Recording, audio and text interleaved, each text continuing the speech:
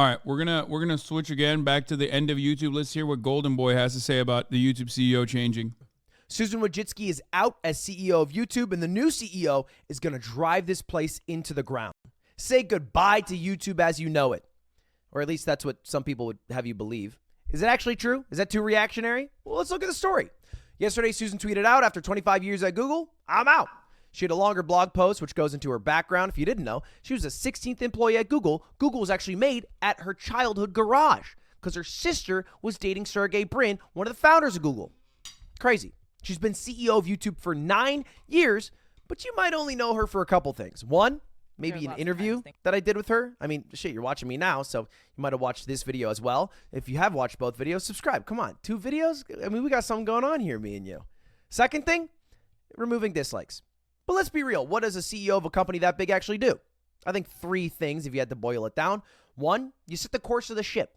What are we doing this year? Are we working on ads? Are we working on shorts? You set the direction that everybody who works at that company has to follow. 2, you hire the people who work on the ship, right? You're not the one who's going to be making the product for the shorts. So you got to hire someone who's really good at doing it and stealing what TikTok does. And then 3, you're the public face of the company. So when it inevitably all goes to shit, the blame has to go to someone, and that is usually the CEO. And let's be real. A lot of shit was given to Susan for a lot of the bad products that were given to us by YouTube. Dislikes, NFTs. Now, there are some conspiracy theories as to why Susan's leaving YouTube. Why are you out after 25 years? Mainly from right-wing Twitter. But the way it goes is basically, well, the House of Representatives subpoenaed Susan and some other tech leaders 2 days ago. And then she left yesterday. Dog, that's the Gateway Pundit. That's even as far as conspiracies goes, that's like, you know, they are like the Democrats are pedophile level conspiracy theorists. So maybe it's a reaction to that. Now, I love a good conspiracy theory. I really do. Moon's made of cheese. I'm in all that shit. Aliens have come to Earth. Hell yeah, they're in Cumtown, Alaska. But I don't really bite on this one. Because, like, what's the logic? She stepped down because she's the fall guy? Like YouTube forced her out? I don't really know. Seems a bit too early days for that. The court case hasn't even started. The subpoena hasn't even gone through. Or maybe 2, she's trying to cover her own ass, but she's still subpoenaed. It's not like if you step down, they're like, you know what? We're canceling the subpoena. She doesn't work there anymore. She worked there during that time, so it wouldn't change anything. So I don't really get it. But there is a much better video about the entire court case by Legal Eagle if you want to check it out. Don't really need to get into it in this video because it's honestly a bit of a side point, but super worth watching because it is very interesting and will impact the internet. Actually, this title's not that much of a clickbait. What's my theory for why Susan steps down? Well, you might be able to read that tab right there. She's 54 years old. She has kids, and she's fucking rich, dude. She's got $1 billion. She's worked 25 years. She's done her time. I think she... Biased. Covering for his friends. Right-wing, mogul male. Covering the secret of why Susan Wojcicki left YouTube. He knows the secrets because she's been in his house. Okay? I'll say it. I'll fucking say it. What does he know?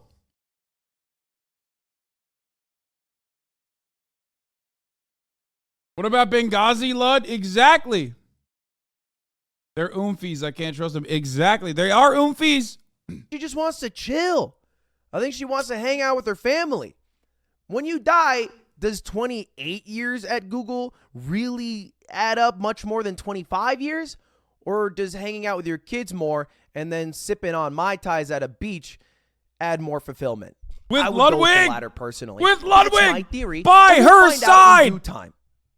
Now, we are here to answer the question, is the new CEO going to drive this place into the ground? Because that's what a lot of people would have you believe.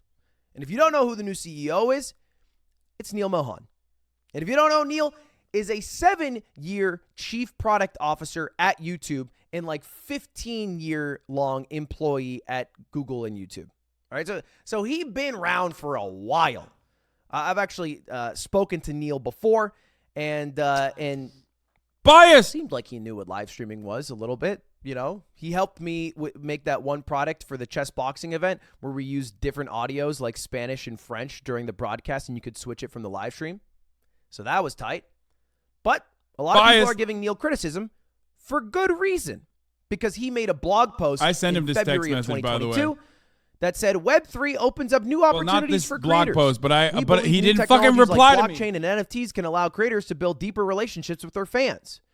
Which, saying NFT in a space... I was trying to get the inside scoop. Well, I texted a bunch of people the fucking, like, this guy, the new YouTube CEO being like the NFT shill, but he didn't respond to me because, you know, he was too busy fucking making his right-wing commentary, as you can see, because he's a company man. You know how it is. Mainly with gamers and content creators, is kind of like saying, I love this new Kanye beat at a synagogue. Not really the right crowd, not really the right place, and definitely not the right time. Now, he was maybe doing all the NFT things because he was a huge crypto bro. My theory? Well, one, you're in Silicon Valley, right? You're in the whole tech bubble. You're wearing your Patagonia. You're sipping on Blue Bottle coffee, and you're thinking NFTs are the future. That's maybe a little too insular as opposed to the rest of us who are like, oh, every time this is being done, it's a scam. But also, here's my theory for why YouTube did NFTs. In 2021, a lot of YouTube videos were being sold as NFTs. Successfully. Because creators who make one viral video but don't have a long-term... Bro, there's no way he's trying to defend this guy's, oh my God. Biased. Content creator career. Literally defending. Tetris? Yeah, I saw the Tetris thing. We'll look at it in a second. Yeah, biased, bro. Biased. Riding. Don't really earn a lot off of that success, off that 100 million, 500 million view video. But if you could own and sell it, well, then maybe that helps you in your life. AKA, I'm talking about how Charlie Bit My Finger, Nyan Cat, all these videos were being sold as NFTs. And so maybe YouTube just wanted to own that. I think if you look at most of the products YouTube has made over the past 5-10 years, they're usually either stealing from another company, like stories or shorts or live streams, or it's like defensive products because somebody else, a third party, is making money off of YouTube. And YouTube is like, well, wait, hey, if you're doing that, why don't we just own it and make money and have it be embedded? Bro. Or a third thing, not exactly the smartest guy out there, just like many of these fucking disillusioned tech guys are. It's like, I feel like generally the main core strategy to stay the top dog. So that's my theory why NFTs were added. I'm hoping that he doesn't keep going down the NFT train, but maybe he will. The facts are, it's early days, bro. We are talking about day dot in the tenure, in the reign of Neil as CEO of YouTube. He was chief product officer for 7 years. And look, I get it. He does deserve criticism for this shit idea. And if he keeps going down it, that would suck. But you aren't only your worst idea. I think he also did some other things that people would recognize and be like, oh, okay, that's not so bad. And I think he wanted to let people know that because anyone that has seen Mark Zuckerberg light almost $1 trillion of value on fire by pumping a fuckload of money into cryptocurrency, the metaverse, Web3 shit, and is still in the tech space saying, no, we got to do that, but we got to do that right, should be immediately removed from their position of power.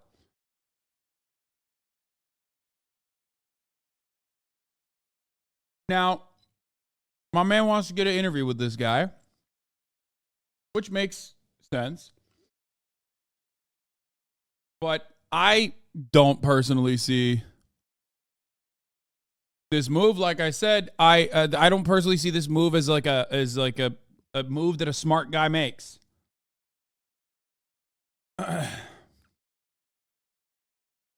It's just like completely insane. It is like, you bring that up, you bring the NFT thing up, you're like, no, that's the dumbest thing anyone's ever, that's like disqualifying. So we'll see. especially this far into the game, when we know how bad it is, when we know how bad it was, I would say something along the lines of like, look, that's a bad move. People make mistakes all the time. It's like horrendously bad. Hopefully he doesn't continue along that line. I don't even know if there's any reason why you would try to get into the NFT game like that, especially because the way that he promoted the NFTs wasn't as like a defensive mechanism. Like Ludwig's justification here is that like is an understandable one, right? It's why you would defend it's how you would defend it if you were to defend it at all. Right? But ultimately,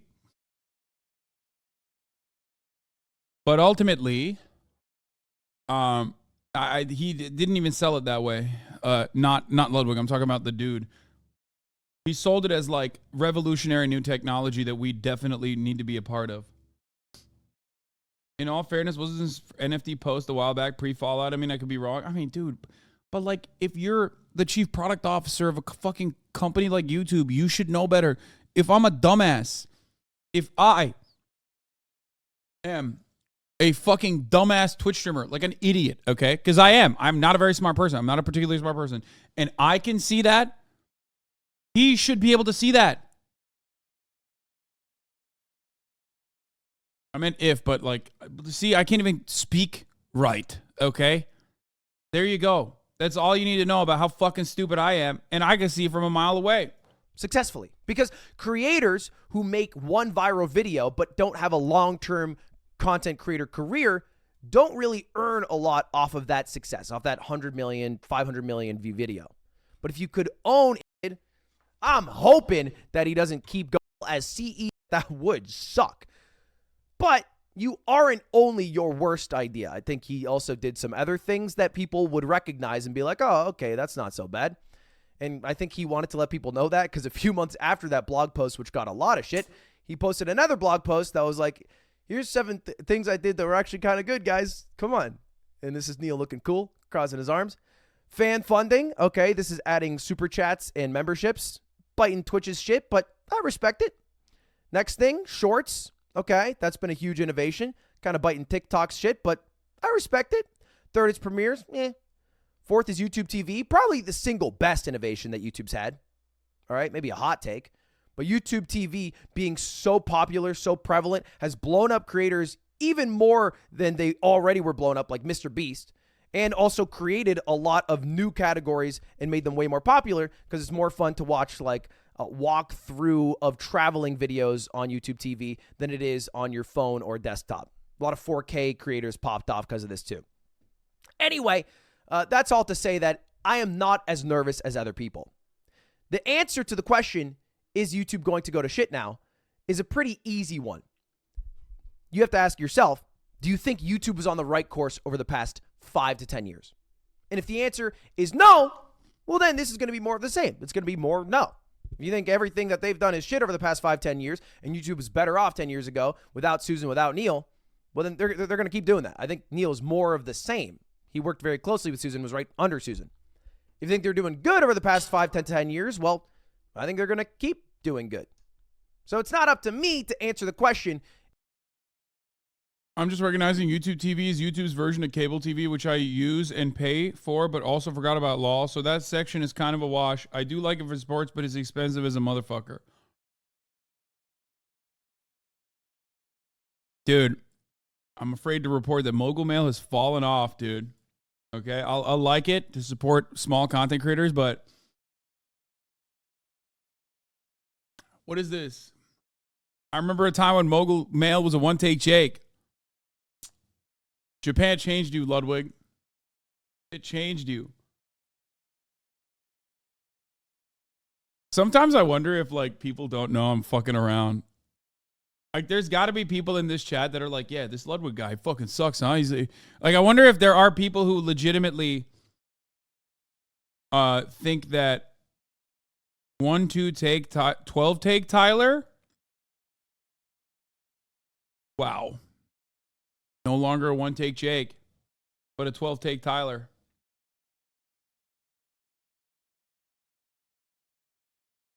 Is it going to go to shit? It's up to you to answer whether you think they were on the right track, because I think they're going to stay on the same track. I don't think there's going to be a huge myth about you. We'll watch that in a change to what was happening. But I'm also going to find out. So let me know. If you could ask a question to Neil, CEO of YouTube, what would you ask?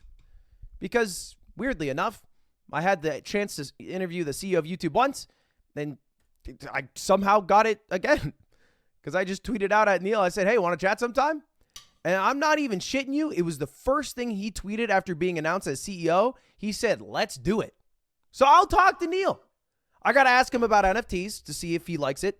I got to ask him to buy my Goose Ass NFT because Susan's out and somebody's got to pick up the scraps. I'm owed money, Neil, and I'm coming for it. I've seen the compensation package. It seems pretty decent for CEOs based off how much Susan's made.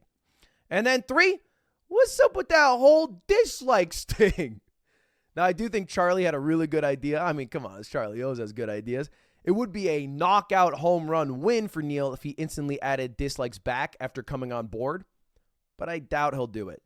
Only because internally it'd be very confusing to be so gung-ho and stand your ground on a product and then switch up, especially considering he's the chief product officer when dislikes were added, so he probably had a hand in that.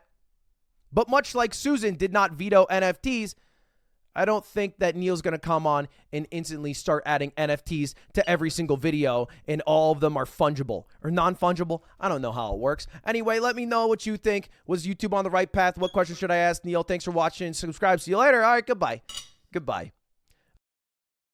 Oh, shocker. Ludwig had a lukewarm take where it's kind of a nothing burger because the CEOs don't really do much. I mean, look at megalomaniac CEO Elon Musk, but we're still on Twitter. Look at megalomaniac CEO Mark Zuckerberg. Well, that one didn't go so. Ludwig loves the centrist takes, dude. There